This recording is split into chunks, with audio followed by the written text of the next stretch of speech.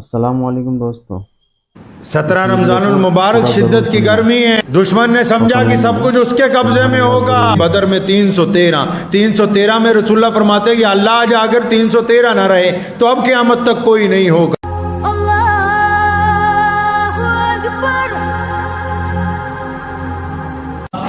صلی اللہ علیہ وسلم نے رمضان کی حالت میں کفر کے خلاف پہلی جنگ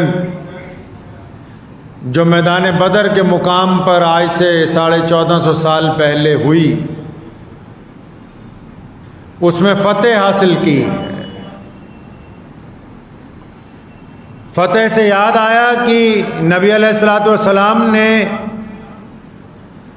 جب میدان بدر میں فتح حاصل کی تو اسی دن روئے زمین پر یہ بات لکھ دی گئی کہ فتح اسلام کا مقدر ہے، دنیا کی کوئی بڑی سے بڑی طاقت کبھی بھی اہل اسلام کو شکست نہیں دے سکتی۔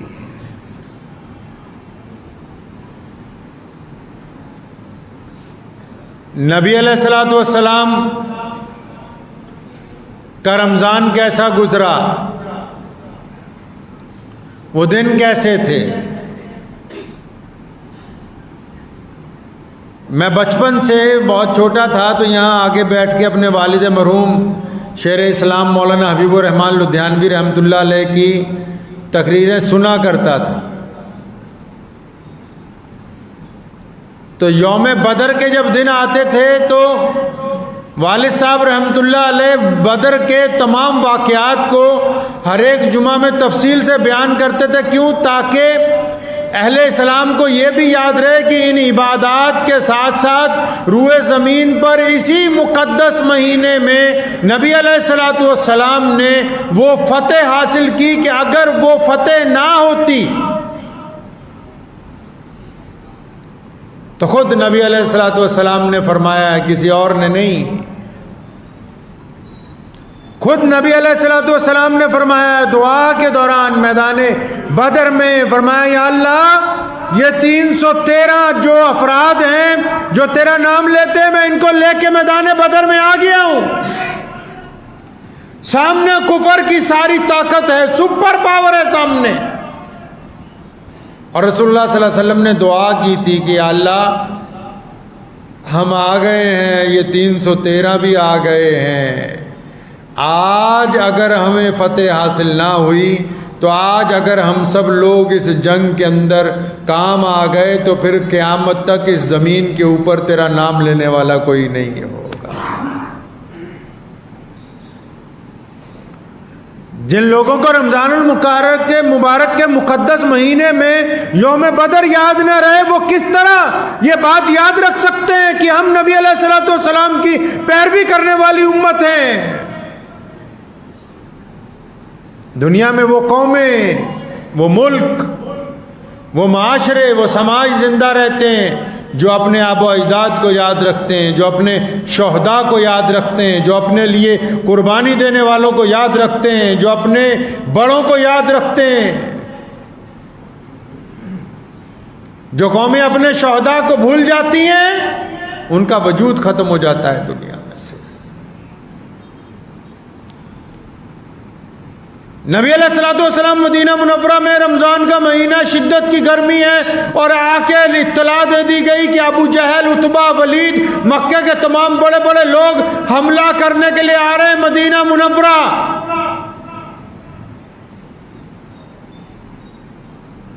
اور آپ اسلام کی تاریخ پڑھیں، کیا خوبصورت باتیں نبی علیہ السلام نے کہی ہیں۔ فرمایا ہم جنگ کی تمنا نہیں کرتے،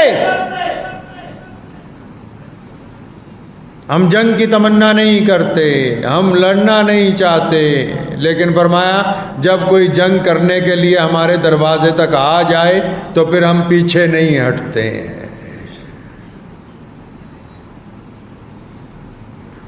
مکہ مکرمہ میں ظلم کیا، نبی علیہ الصلوۃ والسلام کے اوپر اذیتیں پہنچائی، سیدنا بلال کو مارا، عمار بن یاسر کو مارا، سیدنا ابوبکر صدیق رضی اللہ تعالیٰ عنہ پر تشدد کیا گیا ہے۔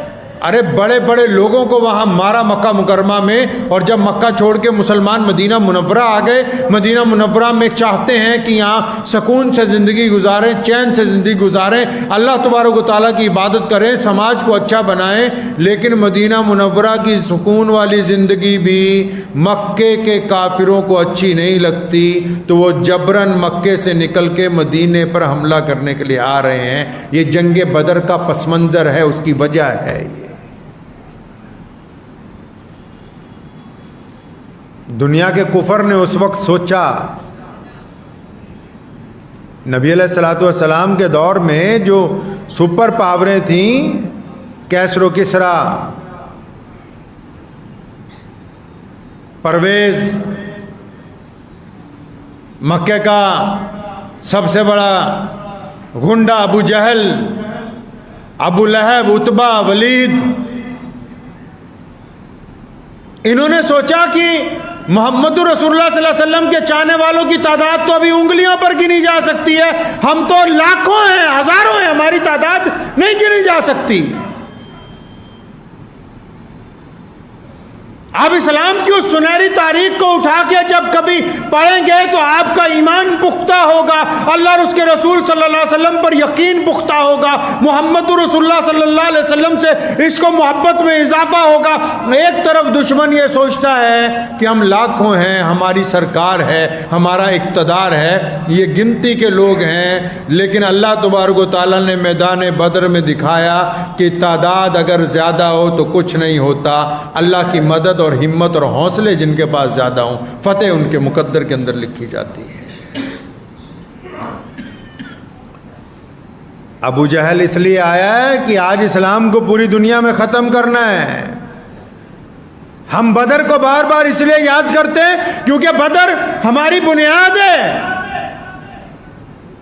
جس طرح پہلا کلمہ اشہدو ان لا الہ الا اللہ وحدہ لا شریک لہ پڑھتے ہیں، علامہ منصور بجنوری مجھے یاد آ گئے، صبح صبح فرمایا کرتے تھے کہ بیٹا جنگ بدر اور جنگ احد کلمہ لا الہ الا اللہ اور محمد رسول اللہ کی مظہر ہیں۔ جنگ بدر میں لا الہ الا اللہ کی تکمیل ہوئی اور جنگ احد میں محمد رسول اللہ صلی اللہ علیہ وسلم کے کلمے کی تکمیل ہوئی ہے۔ یہ دونوں جنگیں اسلام کے پہلے کلمے کی مظہر ہیں، دونوں کا جنگیں جو ہیں۔ جب کہا لا الہ الا اللہ کہ مکمل ایمان اللہ پر ہے، تو بدر کے اندر فتح ہوئی۔ احد کے میدان میں ذرا سی بات محمد رسول اللہ کی نہیں مانی، ایک پہاڑی سے مورچہ اپنی مرضی سے ہٹا لیا، بڑی شدت سے بہت سارے لوگوں کی شہادتیں ہوئیں، تو یہ بات سمجھ آ گئی کہ دین کے اندر اگر پیروی کرنی ہے تو ہو بہو محمد الرسول اللہ صلی اللہ علیہ وسلم کی کرنی۔ یہ دونوں جنگیں کلمہ لا الہ الا اللہ محمد الرسول اللہ صلی اللہ علیہ وسلم کی مظہر ہیں۔ تو رسول اللہ صلی اللہ علیہ وسلم مدینے میں سے اطلاع مل گئی کہ ابو جہل آ رہا ہے، بڑا طاقتور لشکر لا رہا ہے، بڑے اونٹ ہیں، ساتھ میں ساز و سامان ہیں، ناچنے گانے والی عورتیں ہیں، ڈھول بجاتا ہوا آ رہا ہے بڑی تیزی کے ساتھ۔ اور ادھر مدینے میں کیا ہے؟ مدینے میں گنتی کے صحابہ ہیں، مدینہ منورہ میں کمزور مسلمان ہیں، مدینہ منورہ کے یہودی مسلمانوں کے خلاف سازشیں کر رہے ہیں، مدینہ منورہ میں کھانے پینے کا سامان پورا میسر نہیں ہے، اور جنگ کے لیے مسلمانوں کے پاس نوجوانوں کی تعداد بھی کم ہے۔ تو نبی علیہ السلام نے اعلان کیا، اعلان کرتے نا آج کل بھی مسجد میں کھڑے ہو کے ہر نماز میں کہ چندہ دے دیجئے، زکوٰۃ دے دیجئے، صدقہ دے دیجئے،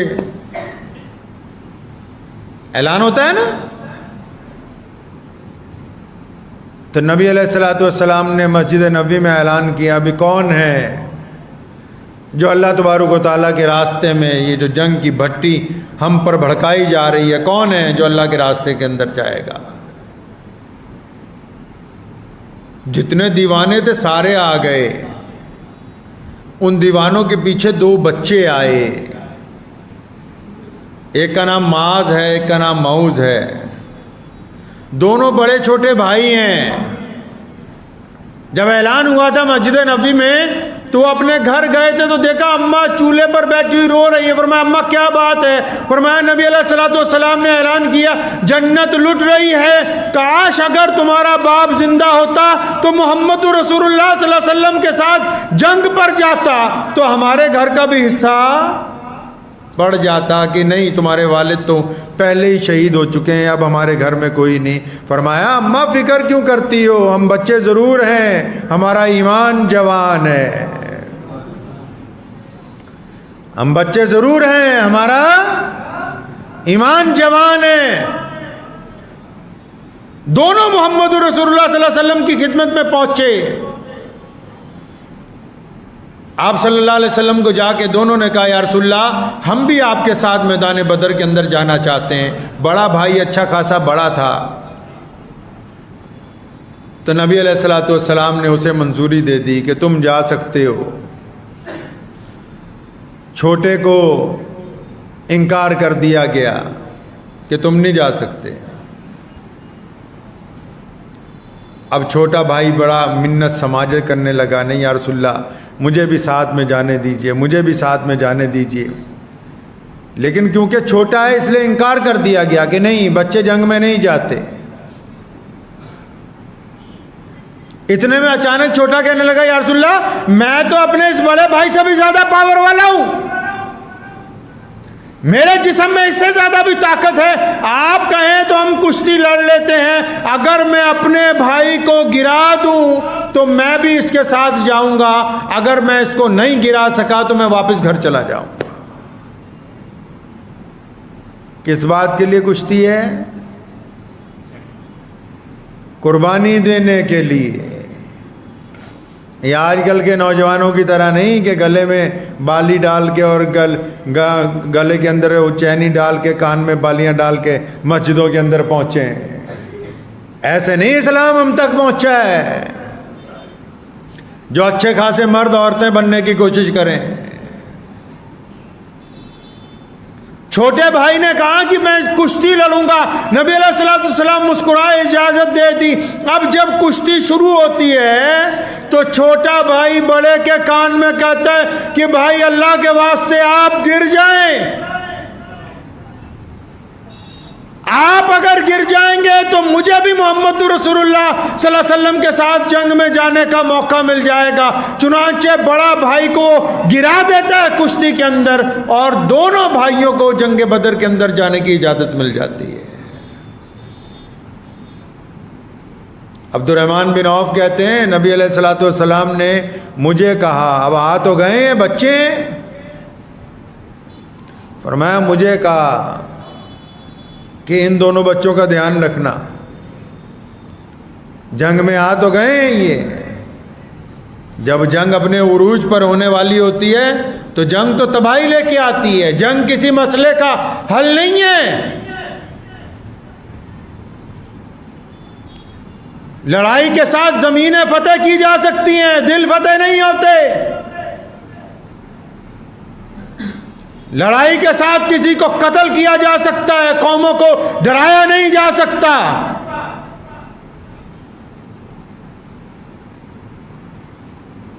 عبد الرحمن بن عوف کہتے ہیں کہ دونوں بچوں کی ذمہ داری میرے ذمہ لگا دی.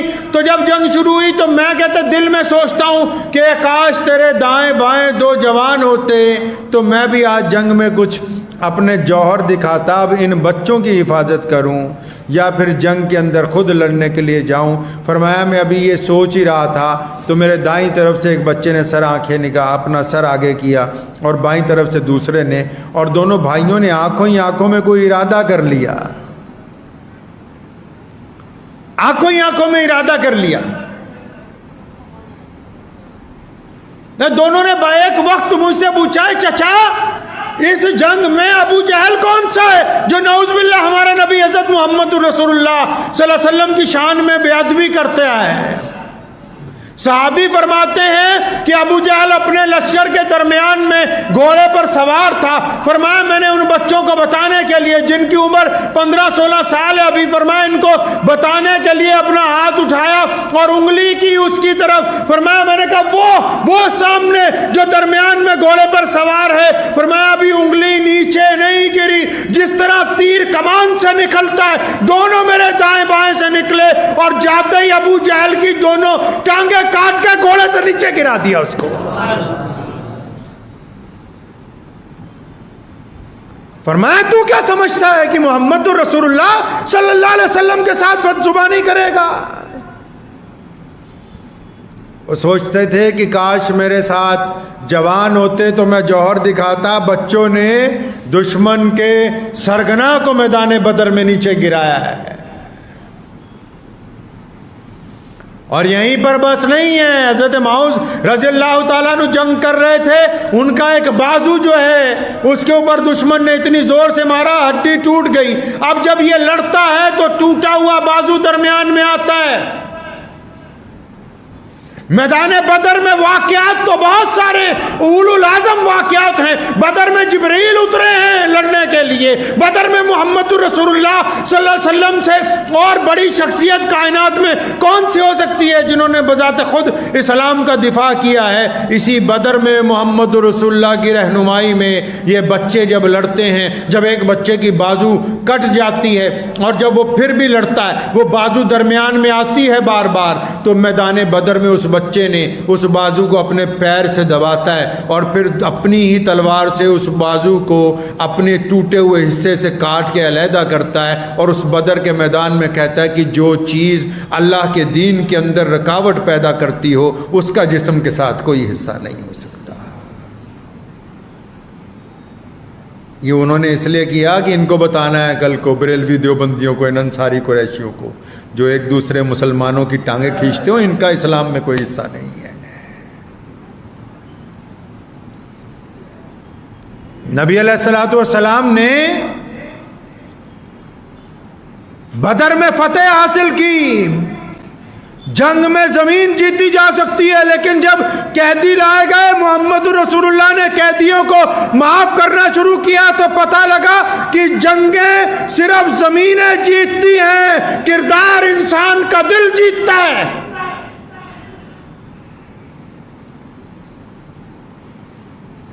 حضور نبی علیہ الصلوۃ والسلام کو بہت سارے لوگ یہ مشورہ دے سکتے تھے کہ یا رسول اللہ دشمن کی تعداد بہت زیادہ ہے، تعداد کے ساتھ کیا ہوتا ہے؟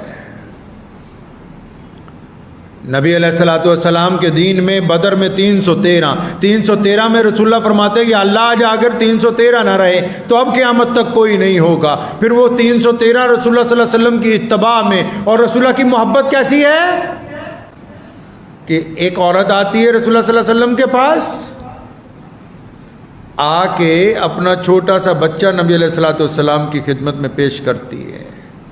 آپ عشق و محبت کی یہ داستانیں اگر پڑھیں گے تو آپ کو یہ پتہ لگے گا کہ یہ دین ہم تک پہنچا کیسے ہے، اور پھر یہ فکر بھی دور ہو جائے گی کہ کچھ لوگوں کو غلط فہمی ہے کہ اسلام کو نقصان پہنچایا جا سکتا ہے۔ اسلام کی فطرت میں قدرت نے لچک دی ہے، یہ اتنا ہی ابھرے گا جتنا کہ دبائیں گے۔ ایک عورت نبی علیہ الصلوۃ والسلام کی خدمت میں پیش ہوتی ہے۔ نبی علیہ السلام نے کیونکہ کہا کہ کون ہے جو جنگ کے اندر ساز و سامان دے دے، جنگ کے اندر جوان دے دے، گھر میں کچھ نہیں گھر میں، اپنے بچے کو لے کے آتی ہے۔ لوگ کہتے ہیں تو بہت چھوٹا سا بچہ ہے، 2-2.5 سال کا بچہ ہے، یہ کیا کرنا ہے؟ فرمایا نہیں یا رسول اللہ، یہ بچہ ضرور چھوٹا ہے، آپ کے پاس تلواریں پوری نہیں، ڈھالیں پوری نہیں ہیں، آپ جب میدان جنگ میں ہوں گے تو اس بچے کی ڈھال بنا لیں، جب دشمن آپ کی طرف تیر مارے میرے بچے کو آگے رکھیں، اگر اس کے سینے میں تیر لگیں گے آپ کی جان بچ جائے گی، میرا کلیجہ ٹھنڈا ہو جائے گا۔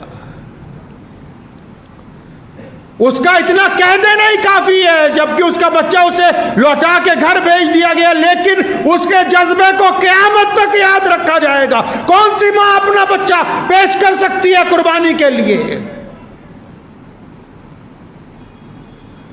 ایک بوڑھی عورت محمد رسول اللہ صلی اللہ علیہ وسلم کے پاس آئی، رو رہی ہے، یا رسول اللہ آپ نے اعلان کیا کہ آپ نے کہا کہ آؤ میرے پاس ساز و سامان لے کے آؤ، آؤ بدر کے اندر جانا ہے، آؤ اسلام کے لیے قربانی دینی۔ یا رسول اللہ ساری رات گھر کے اندر چھان بین کرتی رہی ہوں، نہ کوئی ایسا زیور ہے، نہ کوئی ایسی الماری ہے، نہ کوئی ایسا کپڑا ہے جس کو بیچ کے آپ کو پیسے دے دوں۔ یا رسول اللہ میرا باپ بھی نہیں، میرا بھائی بھی نہیں، میرا خامد بھی نہیں، میں بالکل اکیلی ہوں۔ ساری رات سوچتی رہی کہ جنت لٹے گی، تیرا کوئی حصہ پڑنے والا نہیں ہے۔ کہتی رات کو تیسرے پیر خیال آیا کہ یہ سر پہ اتنے لمبے بال رکھے ہوئے ہیں، سر کے بال اتارے، ان کی رسی بنائی، رسی بنا کے محمد رسول اللہ کے پاس لے کے آئی۔ یا رسول اللہ یہ رسی رکھ لیں، شاید کسی مجاہد کے گھوڑے کی رسی بن جائے تو میرا بھی حصہ پڑ جائے اس کے اندر۔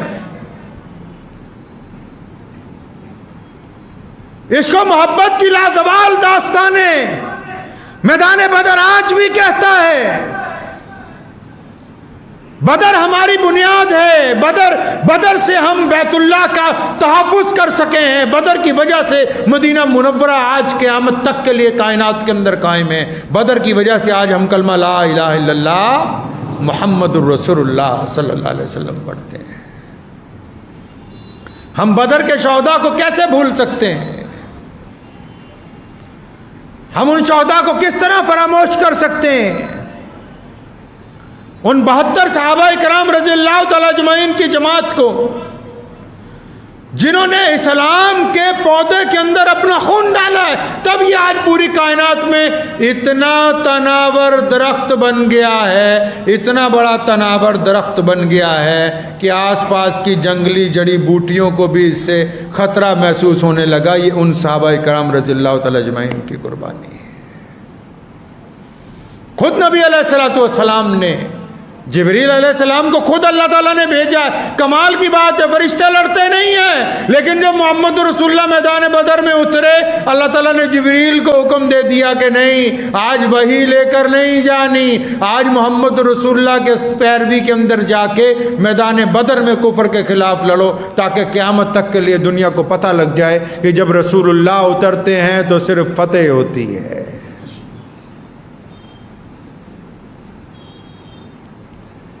17 رمضان المبارک شدت کی گرمی ہے،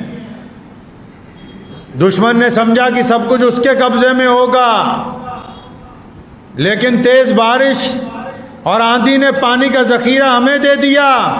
اس کے باوجود رات کے وقت جب دشمن کے سپاہی چوری چھپے پانی پینے آتے ہیں تو محمد رسول اللہ پانی پینے دیتے ہیں، انکار نہیں کیا جاتا۔ یہ روایتیں دنیا کو حسن و کردار کی محمد رسول اللہ نے عطا فرمائی۔ لوگ جنگ جیتنے کے بعد ظلم کرتے ہیں، محمد رسول اللہ جنگ جیتنے کے بعد معاف کرتے ہیں۔ لوگ جنگ جیتنے کے بعد گردنیں اتارتے ہیں، محمد رسول اللہ جنگ جیتنے کے بعد عورتوں کے سر پر دوپٹہ رکھنے کا حکم دیتے ہیں۔ لوگ جنگ جیتنے کے بعد گھروں کے اندر لوٹ مچاتے ہیں، محمد رسول اللہ جنگ جیتنے کے بعد غریبوں کو بھی مال تقسیم کرنے کا حکم دیتے ہیں۔ کفر کی جنگ میں اور محمد رسول اللہ کی جنگ میں زمین اور آسمان کا فرق ہے۔